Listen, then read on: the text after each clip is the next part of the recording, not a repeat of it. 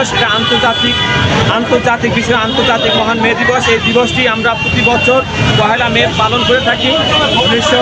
1886 সালে আমেরিকার হে মার্কেটে এই শ্রমিকদের 8 ঘন্টা কর্মদিবসের দাবিতে এই আন্দোলনের পদযাত্রা শুরু হয় এবং এই আন্দোলনে আমরা আমাদের শ্রমজীবী মানুষরা জীবন দিয়ে রক্তের বিনিময় আজকের এই 8 ঘন্টা কর্মদিবস নিশ্চিত হয়েছে।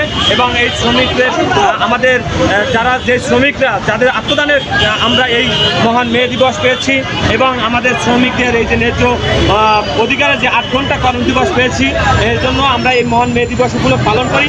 এবং এই দিবসে আমাদের বিভিন্ন দাবি দেওয়া নিয়ে আমরা কথা বলি। যেমন আমাদের অবাধ ট্রেড ইউনিয়ন চাই।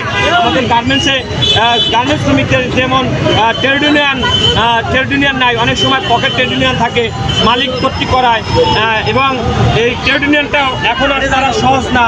এবং বাংলাদেশের শ্রম আইন আছে নতুনত্বদের 2025 যেটা হয়েছে সেটা যাতে বাস্তবায়ন হয় এবং আমাদের যে শ্রমজীবী মানুষরা যারা দিন মজুর তাদের যে ন্যায্য অধিকার তারা যাতে পায়, এই জন্য আমরা এই লড়াই সংগ্রাম করি। নারী শ্রমিকদের 6 মাসের মাতৃত্বকালীন গভর্নমেন্টের দেয়, নারী শ্রমিকের মাতৃত্বকালীন 6 মাস, গার্মেন্টস শ্রমিকদের দেয় হলো 120 দিন।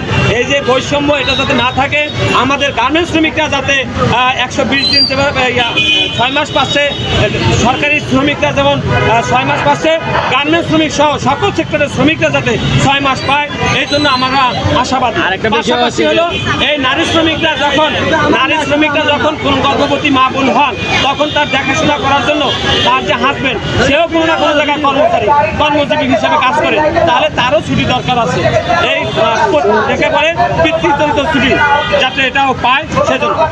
প্রতি বছর শ্রমিক দিবস আসে আর যায়, আপনারাও দাবিগুলো তুলে ধরেন, কিন্তু কতটা বাস্তবায়ন হয় বা আপনাদের আগ্রহ আছে কিনা?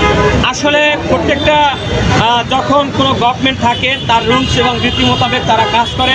আমাদের যে ন্যায্য অধিকার এবার যে শ্রমিকদের জন্য যে আইন প্রণয়ন হয়েছে সেটা আমরা মনে করি যে শ্রমিক বান্ধব এবং কিছুটা শ্রমিক বান্ধব আছে। তবে এখানে কিছু অসাংঘিক কিছু আইন আছে এবং যেটা আইনের কালো ধারা হিসেবে বলা হয়, যে কোনো সময় শ্রমিকদের বাতিল দেয়, অসৎ আচরণের নোটিশ দেয়, এ ধরনের যে আইনগুলো আছে সেগুলো যেন বাতিল করে। এবং এই শ্রমিকরা এই লড়াই সংগ্রাম অব্যাহত থাকবে যতদিন পর্যন্ত শ্রমিকের দাবি আদায় না হবে।